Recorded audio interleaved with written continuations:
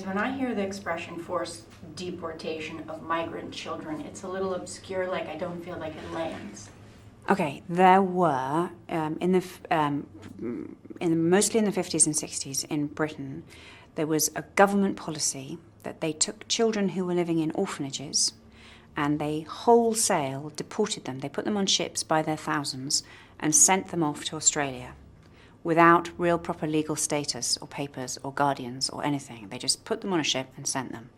And they were supposed to be adopted when they reached Australia. And quite often, if their mothers came back to the orphanage to say, to take them home and say, okay, my life is better now, can I have my kid back? They said, oh no, they've been adopted, they've gone to a better life. What actually happened when they got there, most of them ended up in children's homes that were so abusive that you don't want to know. I mean, just unbelievably terrible physical, sexual abuse. And for them, they grew up with that, but they also grew up knowing that they'd been born to a family the other side of the world. They'd no idea who they were or what happened to them. They didn't understand, they didn't know why. They grew up with no sense of identity or where they'd come from, or totally disenfranchised in a really profound spiritual way.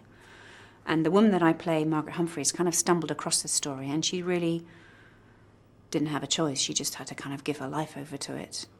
And she spent her life reuniting these people with, if they had family members who were still alive, with their family members, just finding out where they were from and trying to give them back what had been taken from them as children.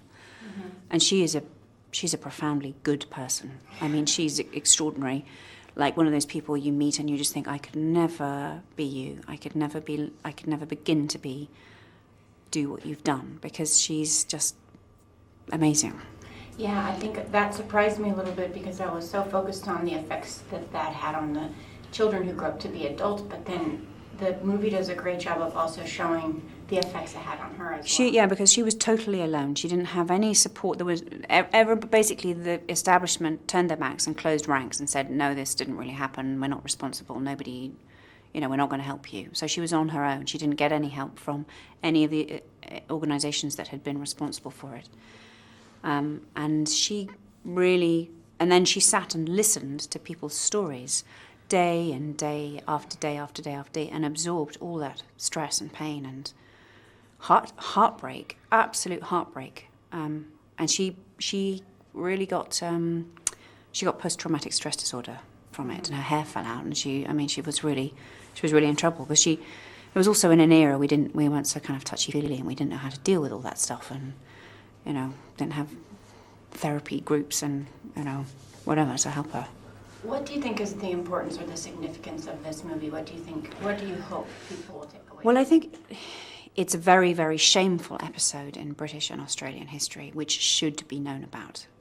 That's absolutely without a doubt. But I also think there's a wider resonance. And I think it's very specifically that I heard Margaret speaking about this, that she said, when you make a decision about a child that affects their life, it affects them forever. And you have to be so careful what you do to children, because that is their life and that is forever for them. And it's the decisions you make about children are so powerful. And she's very much part of the kind of when we had the screening in London, it was organised. It was full of human rights lawyers who were kind of at the Q&A. It was completely terrifying, but there was a real debate about child welfare, and I think this film puts a spotlight on that. And that the apologies. Yeah. Was that directly from this film? Well, I think it was not directly from the film, but it was directly as a result of her work. First of all, Kevin Rudd, who was then the Australian Prime Minister, apologised, and then Gordon Brown apologised while we were filming. So that was an incredibly powerful thing to know that had happened. And Gordon, I remember her talking about it. She said they actually went to Parliament. A lot of these people, they were taken to Parliament and they heard the apology in person. And then afterwards, he embraced them all and he said, "You are our children." Oh, I can't talk about it. And they were all broken, just floods of tears, so moved. But somebody had said, you are British and you belong. You have this is where you come from. And I think that was a very good thing he did.